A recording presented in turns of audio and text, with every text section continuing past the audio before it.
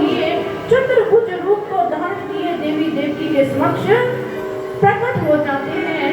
जैसे ही देवी देवकी के समक्ष वह चतुर्भुज स्वरूप में, वह विराट स्वरूप में प्रकट हुए, मानो आज काल कोठरी चारों ओर से प्रकाशित नजर आने लगी। आज इस देवी देवकी के नेत्र जो यहाँ जाते हैं उस प्रकाश पुंज के दर्शन को प्राप्त करें, वे बार बार इस प्रकाश को देखने का प्रयास करती हैं। जैसे ही प्रकाश को देखती है तो उसके कर्णों में शंख की ध्वनि, घंटियों की ध्वनि, मानो तरह तरह का संगीत गुंजायमान होता है। उनके श्वासों के अंदर एक संबंधन, एक क्रिया, एक श्वास क्रिया, इस प्रकार श्वासों की गति तीव्र हो जाती है कि आज देवकी मानो बाहरी जगत के प्रत्येक भ्रम से दूर होकर के अपने भीतर श्री हरि नारायण के विराट स्वरूप को देख रही है।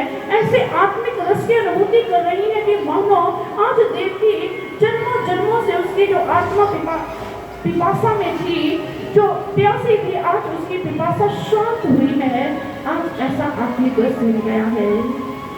आज श्री हरि नारायण के प्रकाश स्वरूप का देवी देवकी कर रही है, क्योंकि नारायण जन्म लेने से पहले देवकी को कि अरे यदि मुझे जानना है, यदि मेरे दर्शन को प्राप्त करना है तो मैं प्रकाश पुंज विराट स्वरूप में कहीं बाहर नहीं, तेरे भीतर ही विद्यमान हूँ। यदि देखना चाहती है तो अपने हृदय के गहराइयों में उतर करके मुझे भीतर झांक करके देख सकती है, क्योंकि प्रभु का स्वरूप ही यहाँ है। आज हम सोचे कि किसी से भी पूछा जाए प्रभु का क्या रूप है, तो वह अपने अपने उपासक का नाम लेते हुए बता देगा, अपने अपने इष्ट देव का नाम लेते हुए कि यह प्रभु है। लेकिन भगवान श्री अर्जुन कहीं बाहर नहीं, प्रत्येक जीव की हृदय रूपी गुफा में विद्यमान है। यदि मुझे देखना चाहता है तो फिर बाहरी दृष्टि से नहीं, फिर अपने भीतर उतर करके, अपने भीतर झांक करके मेरा साक्षात्कार करिए, क्योंकि यदि भगवान को देखना है तो भक्तजनों, हम जिस ईश्वर के लिए कहते हैं कि वह अलौकिक है, तो उसको देखने के लिए भी हमें अलौकिक विद्वान आई ही चाहिए। उसको देखने के लिए भी हमें वही दिव्य चक्षु चाहिए, दिव्य नेत्र चाहिए, जिसके द्वारा हम उसकी दिव्यता का दर्शन प्राप्त कर पाएंगे। हम सोचे कि इन बाह्य नेत्रों के द्वारा हम प्रभु के दर्शन को प्राप्त कर लेंगे, वो हम लोगों के समक्ष प्रकट हो जाएंगे, हम देख लेंगे, तो यह कदापि संभव नहीं है। भगवान श्री कृष्ण का ही दोष है, ना तो मां शब्द से दृष्ट मनने चक्षुषा दिव्य ददामी तेजस्वी पश्चिम की अर्जुन, यह दो नेत्र तो केवल मात्र मेरी माया को देखने तक सीमित है। इन दो नेत्रों के द्वारा तो तू केवल मात्र मेरी माया को देख सकता है, उसका ही मूल्यांकन कर सकता है। अरे यदि मुझे देखना चाहता है तो मुझे देखने के लिए तुझे तीसरा नेत्र चाहिए, वहाँ आंख चाहिए जिसके द्वारा तू मेरा दर्शन कर पाए, और वह आंख जो कहीं बाहर की ओर नहीं, भक्तजनों भीतर की ओर खुलती है।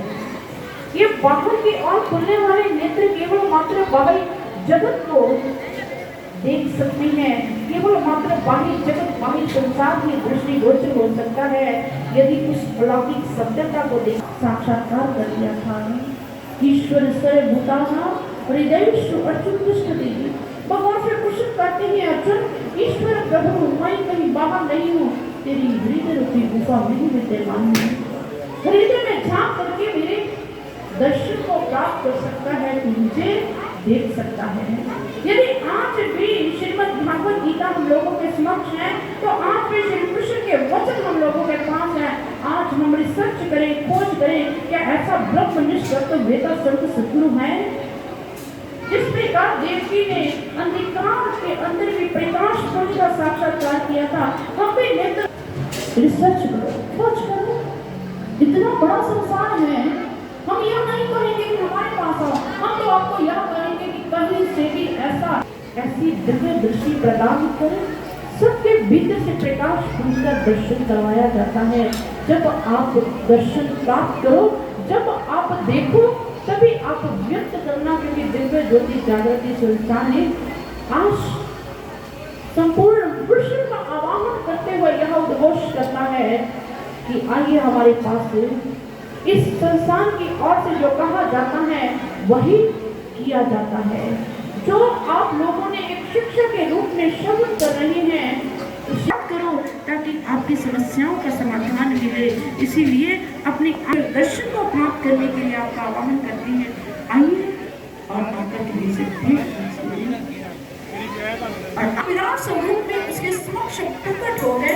आज ऐसी दिव्य ऐसा दर्शन प्रदान करें, वसुदेव को संबोधित यह आदेश देते हैं।